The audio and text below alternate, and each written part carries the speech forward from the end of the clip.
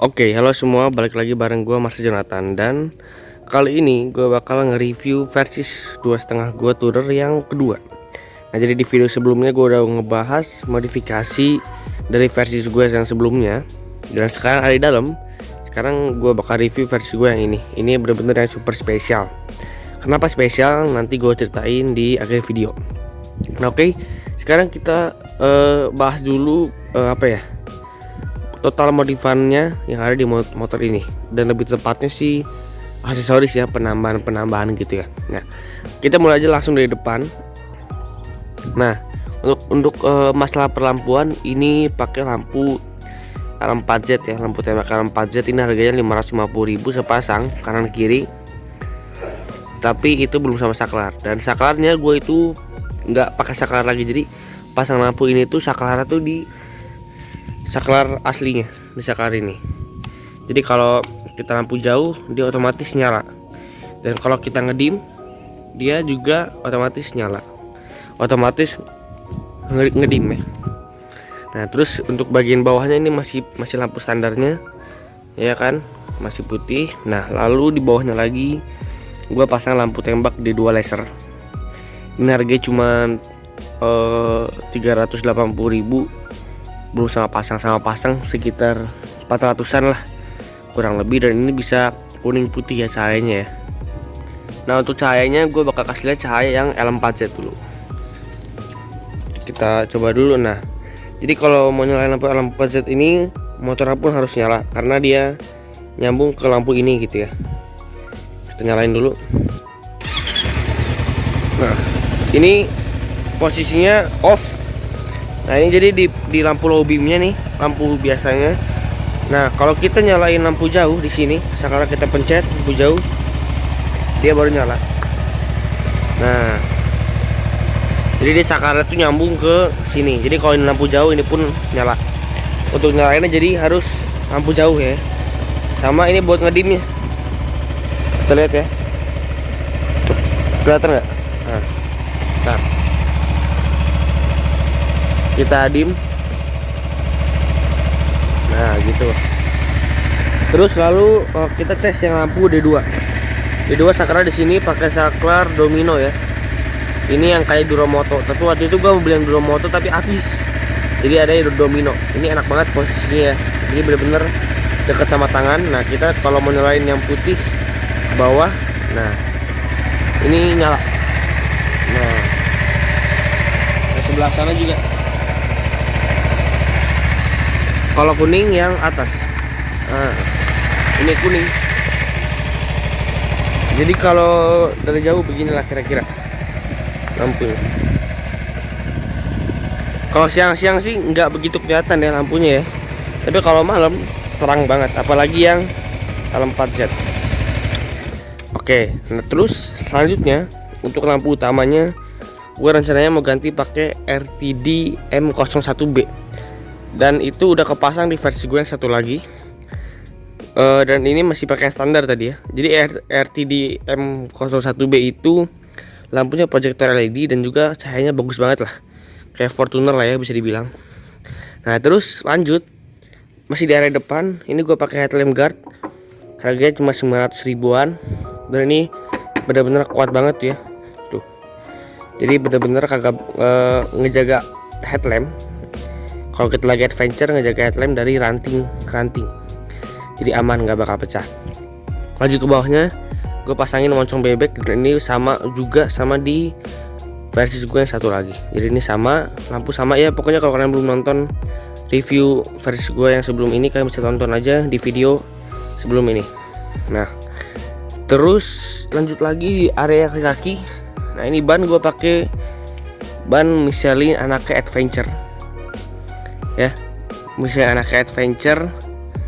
Ukuran depannya ini 120 per berapa ya, gue lupa nih, 120 per 60 kalau nggak salah, atau per 70 ya, 120 berapa ini, ternyata 120 per 70 ring 19 untuk bagian depan. Untuk bagian belakangnya gue pakai ukuran yang big size ya, bisa dibilang ya, 150 per 70 juga. ring 17.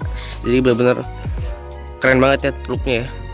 Dan ini gua udah ngerasain sendiri, gua pakai adventure, gua pakai jalan-jalan on road buat cornering, ini enak banget. Karena ban ini tuh dual compound. Jadi ban ini tuh ban dual purpose tapi dual compound juga.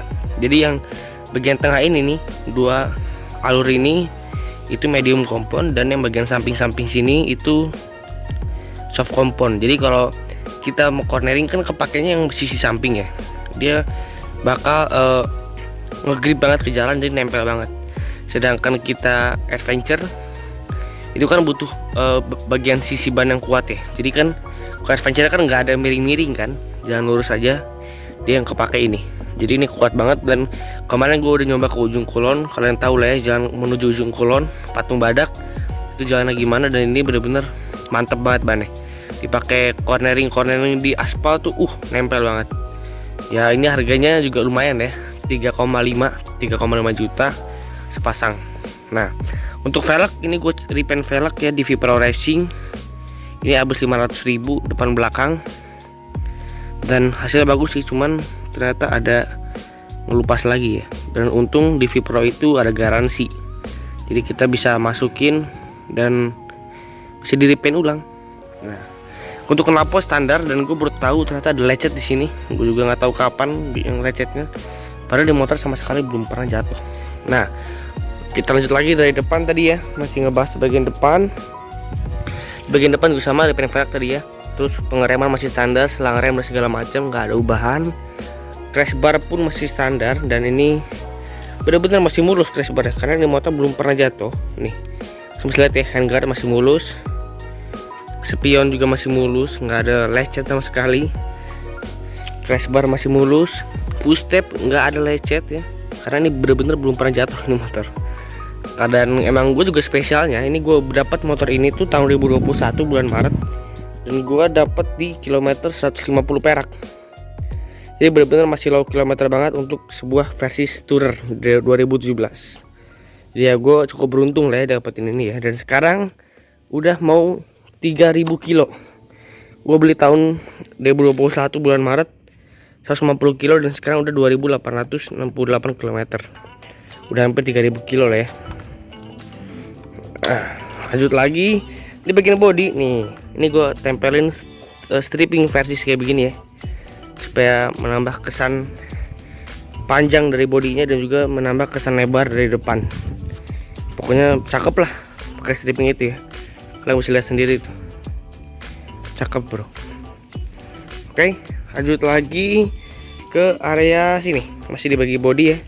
Ini gue pakai tank pad dari WR3 original. Ini harganya cuma 230.000 kalau nggak salah, atau 250.000 gitu. Gue belinya di Yong Jaya Motor Racing Bandung. Untuk stripping gini, bikin stripping gini hanya 200.000 ya. Jadi satu sisi itu 100, sepasang 200.000. Nah, ke bagian kokpit. Nah, di sini gue pakai Racer Beast original. Ini harganya 200.000 juga Racer ini. Dan ya memang versi itu enaknya kalau ditambahin Racer, karena stang bawaannya itu terlalu pendek menurut gue. Memang nggak pegal, tapi ditambah Racer bikin look kalian bawa motor tuh makin gagah. Nah, terus di bagian atas di sini gue pakai phone holder GUB plus 6 berikut dengan bracket phone holdernya. Ini bracket phone holder ini tuh sekitar 400.000 sampai 500.000-an, gue lupa. Untuk GUB ini 200.000-an juga. Nah, untuk handguard gue belum ganti, dan rencananya bakal gue ganti pakai buckbuster. Jadi PR tuh lampu depan ya, sama handguard buckbuster. Itu aja sih untuk sekarang PR-nya. Nah, terus untuk lanjut lagi ke klakson, gue pakai Hella Midnight Black ya. Dan kita cek sound aja suara klaksonnya. Dan ini menurut gue suara klaksonnya enak banget. Tapi ya beda dengan Denso. Harganya sama sih sama Denso, tapi suaranya beda. Ini lebih apa ya, beda lah pokoknya. Nih kita tes ya, begitu. Kayak lebih kayak ke Mercy sih ya. Kalau Denso lebih kayak ke BMW, ciri khas suaranya. Lanjut ke area sini. Di jok gua ini kelihatan benar-benar masih standar ya, tapi sebenarnya ini gua udah ganti busa dalamnya pakai busa MB-Tech ya, tapi kulitnya masih pakai yang aslinya. Jadi kelihatan standar, tapi ini udah empuk banget. Kalau kalian tahu jok Versys itu keras banget ya, keras luar biasa, sedangkan ini udah empuk banget. Gua pakai ke Jogja pun ini nggak pegel joknya. Oke, area depan udah. Oh iya, gue lupa, windshield gua smoke ya. Ini harganya gua smoke berapa ya, 200 ribuan juga gitu kalau nggak salah. Gua smoke di Cipta Art Stiker Tangerang. Oke, kita lanjut ke area belakang. Area belakang ini gue bakal ngebahas bagian-bagian box atau pannier ya. Pannier itu lebih ke box besi ya, sedangkan ini plastik, jadi ya box lah ya. Nah, untuk side box ini gue pakai Givi E23. Ini harganya 2,5. Nggak nyampe dong. Bracketnya itu 600. Berarti boxnya tuh 2,4. Boxnya side boxnya 2,4. Sama bracket original Givi itu jadi 3 juta. Karena bracketnya itu 600-an. Nah, ini kayak gini ya bentuknya. Jadi dia bener-bener plug and play, karena originalnya bener-bener tinggal pasang sendiri, gampang. Dan ini boxnya itu nyambung ke lampu sen, jadi kalau kita nyalain lampu sen dia bakal nyala juga gitu. Dan ini bahannya bener-bener kuat banget. Gua rasa ini jatuh aman sih, karena jauh lebih kuat daripada box aslinya. Dan kenapa gue ganti ini set boxnya, karena menurut gue ini lebih cakep dan lebih pas besarnya dibanding box originalnya. Kalau pakai top box ini, nah top box ini gue pakai Givi M43 ADV. Ini harganya 1,7 kalau nggak salah. Nah, bedanya ADV dengan yang NTL, yang ADV itu dapat jaring kayak gini ya buat naruh barang. Terus tombol-tombolnya di sini untuk pembukanya itu warna hitam. Kalau NTL itu merah. Dan kalau ADV udah dapat backrest, jadi nggak perlu nambah lagi. Kalau NTL itu nggak dapat, jadi polosan. Nah, kalau pakai box ini, top box ini, tapi side boxnya pakai standarnya, itu sangat-sangat nggak cocok menurut gua. Kayak ketimpa gitu side box standar, karena ini lumayan agak jauh lebih lebar daripada side box orinya Versys. Jadi lebih cocok aja. Tuh, kalian bisa lihat ya. Ini jadi ganteng banget sih menurut gua sih boxnya. Nah, terus untuk lampu sen di sini udah diganti pakai yang running sen ya, LED. Ini sebenarnya kalau siang sih nggak terlalu kelihatan sennya. Ya rencananya sih bakal diganti lagi sama originalnya, tapi nggak tahu kapan waktunya. Nah, untuk lampu plat nomor di sini udah ganti LED juga ya, warna putih, biar lebih bagus aja gitu. Karena kalau kuning agak aneh gitu ya. Nah, lanjut lagi kemana nih? Kayaknya mungkin udah ya, segitu aja kali ya. Nah, kalau kalian mau lihat lampunya kalau nyala semua gimana, nih kita kasih lihat ya. Kita nyalain lampu tembak bawaannya. Terus ini L4Z dan lampu D2. D2 ini bisa putih kuning ya, tapi kita nyalain yang kuningnya dulu. Kuningnya ke atas. Nah, inilah hasilnya.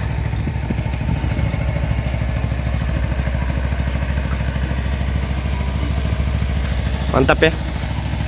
Dan kalau kita nyalain lampu L4Z, lampu tembak di bawahnya tuh ketimpa, karena ya terangnya jauh banget gitu tuh. Oke, mungkin segitu aja modifikasi dari motor ini. Dan kedepannya gue bakal bikin lagi video versi gue yang satu lagi, yang kemarin udah di review, tapi sekarang dengan tampilan yang baru, dan gue akan jelasin di video berikutnya. Oke, thanks for watching, dan jangan lupa like videonya kalau kalian suka, dan juga subscribe channel gue bagi yang belum. Dan jangan lupa untuk share videonya ke teman-teman kalian, barangkali ada yang butuh inspirasi modif Versys ya kan, kalian bisa share. Oke, thanks for watching and bye.